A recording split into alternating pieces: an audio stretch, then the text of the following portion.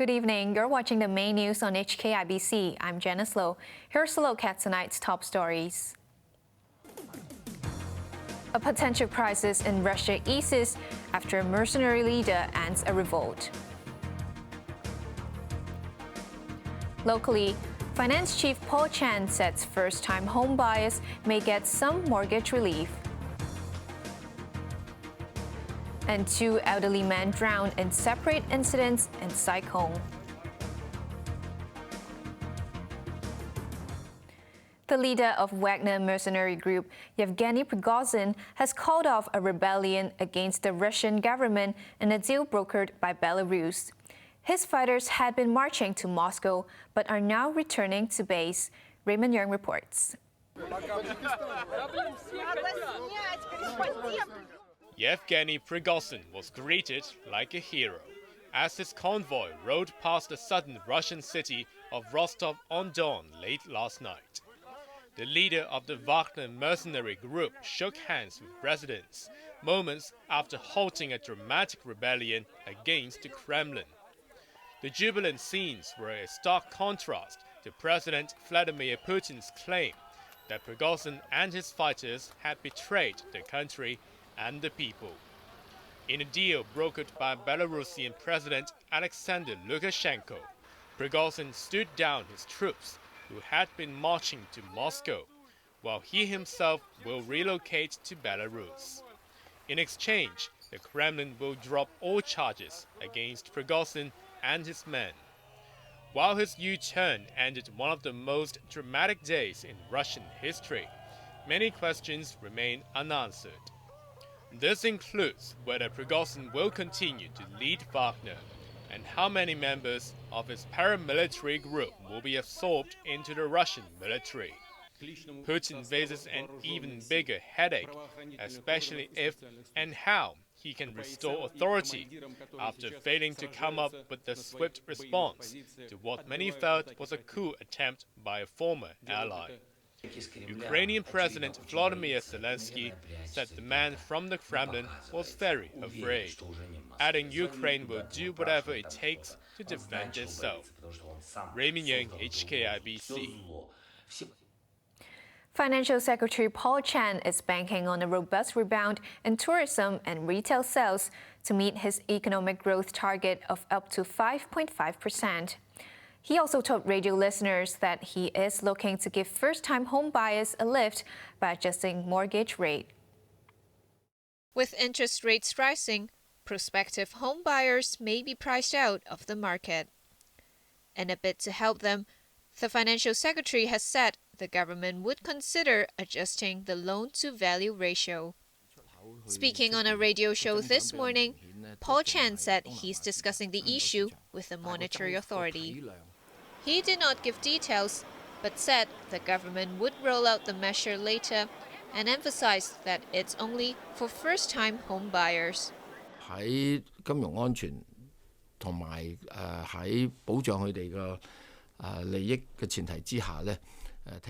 the prerequisite of ensuring financial safety and safeguarding the buyer's interests, the government will see how we could offer them a helping hand, he said.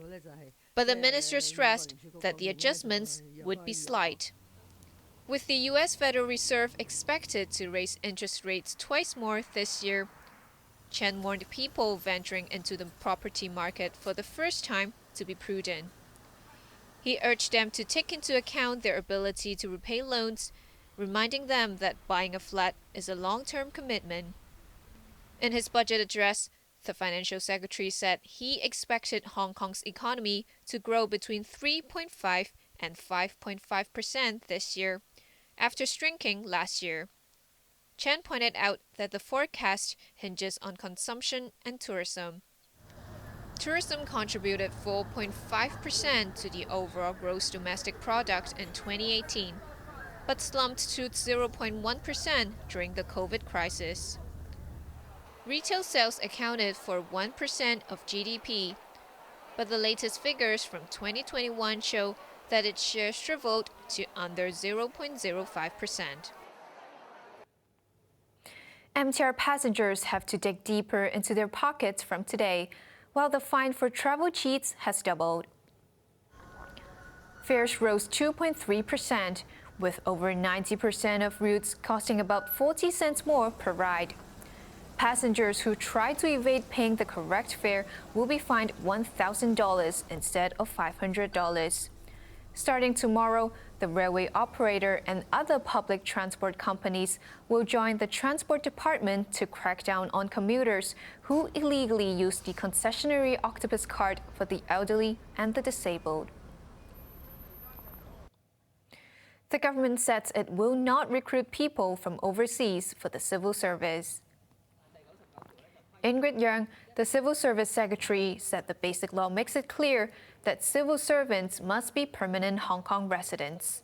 She noted that applications for some government positions have increased. This came after university students who are in the penultimate year were allowed to apply for a career in the civil service. Hong Kong is recruiting talent in other sectors because a brain drain in recent years has caused a manpower crunch. 2 elderly men have drowned in separate incidents in Sai Kung. One had been fishing when he fell into the sea, and the other had been swimming when his friends noticed that he was missing. Chloe Wong reports. 2 elderly men went fishing off Tung Long Chau in Sai Kung when one of them fell into the sea at around noon. A 66-year-old man sustained minor back injuries in an unsuccessful attempt to rescue his friend. A group of kayakers who passed by spotted a floating body and alerted the authorities.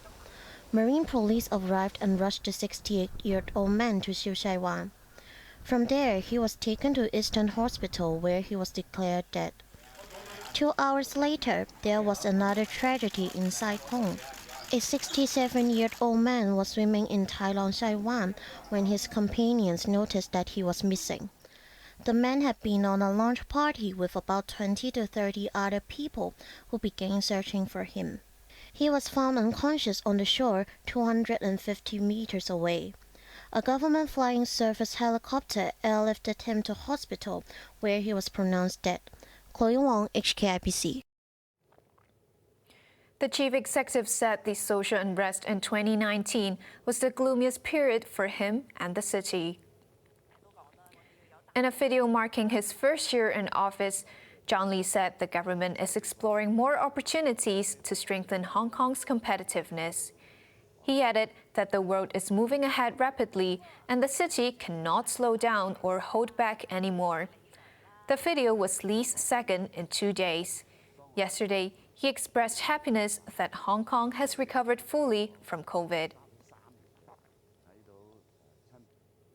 Overseas again, the Royal Canadian Mounted Police, the RCMP, is studying whether to launch a criminal probe into the deaths of 5 people in a Titan submersible implosion. A team of investigators has been established with the sole purpose of answering the question of whether or not a full investigation by the RCMP is warranted. Such an investigation will proceed only if our examination of the circumstances indicate criminal, federal, or provincial laws may possibly have been broken. There's no suspicion of criminal activity per se, but the RCMP is taking initial steps to assess whether or not we will go down that road. There was a somber homecoming for the Polar Prince, which towed the Titan to the North Atlantic. RCMP officers boarded the vessel to question the crew and examine logbooks and audio recordings. The submersible went missing last Sunday after it descended into the ocean on a journey to the wreck of the Titanic. The tension-filled search for the Titan shifted world attention from the hundreds of migrants still unaccounted for when their overloaded boat sank off Greece. The hunt for the submersible ended after 5 days when debris from the vessel was found. Greeks are voting for the second time in 5 weeks for a new government. Conservative leader Kyriakos Mitsotakis is expected to win convincingly and return to office for another 4-year term. His New Democracy Party won the general election last month, but he called for another vote because he wants a parliamentary majority to avoid a coalition. His main contender, former left-wing Prime Minister Alexis Tsipras, is trailing by a wide margin. The elections come days after hundreds of migrants were presumed drowned when their vessel sank near Greece. On to the weather now. Very hot tomorrow with a top temperature of 33 degrees. It will remain hot with some showers for the rest of the week. Now let's take a look at the weather around the world.